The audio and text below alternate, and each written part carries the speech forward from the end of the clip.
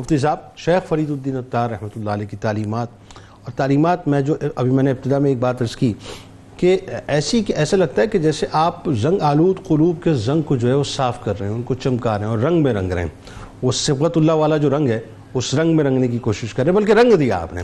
پھر آپ کے جو اقوال و مواعظ ہیں اس میں بھی یہ بات نظر آتی ہے، اور خاص طور پہ جو باطن کی اصلاح کا جو ایک آپ کا سلسلہ ہے وہ بڑا نمایاں نظر آتا ہے. ذرا بتائیے اس بارے میں، اور آخر میں پھر آپ رحمۃ اللہ علیہ کی شہادت کے بارے میں بتائیے. جی، اس سلسلے میں گزارش یہ ہے کہ آپ نے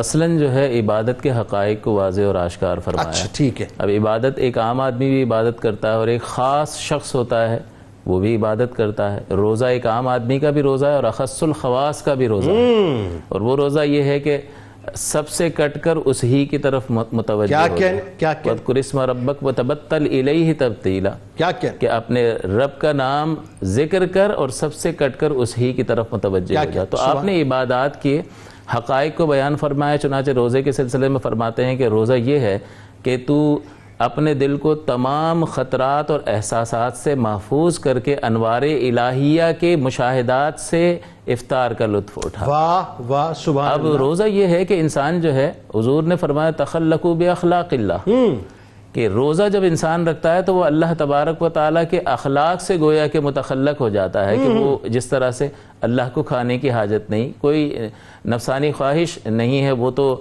ان تمام چیزوں سے مبرہ اور منزہ عرفہ اور اعلیٰ ہے. تو جب بندہ اپنی ان نفسانی خواہشات کو محدود وقت کے لیے اللہ کی رضا کے لیے ترک کرتا ہے تو پھر اس کی روح تقویت پاتی ہے، اور یہ نفسانی تقاضے کمزور پڑ جاتے ہیں. جب روح تقویت پاتی ہے تو انوار الہیات جو ہیں اس کے قلب پر اس کا نزول ہوتا ہے. اور جیسا کہ حضور نے بھی فرمایا کہ روزہ دار جب افطار کرتا ہے تو اسے دو خوشیاں حاصل ہوتی ہیں. ایک تو اسے یہ افطار کی خوشی حاصل ہوتی ہے، اس سے تر و تازگی حاصل کرتا ہے، اور ایک خوشی اسے اس وقت ہوگی جب وہ اپنے رب سے ملاقات کرے گا. سبحان اللہ. تو روزے کی حقیقت بیان فرمائی. اسی طرح فرمایا حج کیا ہے.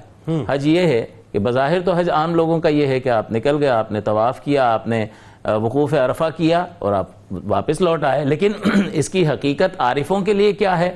وہ یہ ہے کہ اپنی انا اور خودی کی نفی کر دو، کہ تم کچھ بھی نہیں ہو، اور اپنے ظاہر سے بیت اللہ کی طرف سفر کرو، اور اپنے باطن سے باری تعالیٰ کی جانب سفر کرنا شروع کرو. اب یہ ظاہر سی بات ہے کہ اللہ تعالیٰ جسم و مکان سے سمتوں سے پاک و صاف ہے، تو یہ سیر مانوی کہلاتی ہے، کہ مانوی اعتبار سے اپنے قلب سے اسی کی جانب سفر شروع کرتے ہیں. اس کا نتیجہ رجوع اللہ کا جو تصور ہے، جی بالکل، اس کا لازمی نتیجہ یہ نکلے گا کہ وہاں سے واپس ہونے کے بعد بھی مخلوق میں رہتے ہوئے بھی تیرا دل اس ہی کی طرف متوجہ رہے گا، اور دل سے یہی صدا آئے گی لا مطلوب الا اللہ، کہ اللہ کے سوا میرا نہ کوئی مقصود ہے اور نہ ہی کوئی مطلوب ہے. وحی کی حقیقت کو ذکر کرتے ہوئے فرمایا کہ انسان کے دل میں جو اسرار الہیہ پوشیدہ ہیں وہی ان کی نقاب کشائی کرتی ہے.